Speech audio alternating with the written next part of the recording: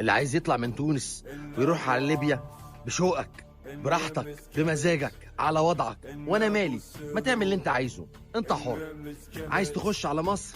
يا ويلكم، يا اهلا وسهلا، يا 100 مليون مرحبا، ويلكم تو ايجيبت. ومن هنا يبتدي الهاشتاج بتاع المزاج المصري. ياض بمزاجي، ياض مش غصب عني. انا اعمل اللي انا عايزه في المليون كيلومتر مربع تبعي بتوعي، حاجتي. المليون كيلومتر مربع اعمل فيهم اللي على مزاجي، اللي على كيفي. انما انت متخيل ان انت تطلع من تونس تخش على ليبيا، ومن ليبيا تعدي مصر تما عشان غصب عني تكسر حدودي انا وتعمل على مزاجك انت؟ مين انت في الدنيا عشان تعمل كده؟ مين وراك عشان تحط في دماغك ان انت عندك القدرة؟ يالا ابن مين يالا، ورقم لباس امك ايه عشان تخش مصر تكسر وتعمل اللي انت عايزه بمزاجك؟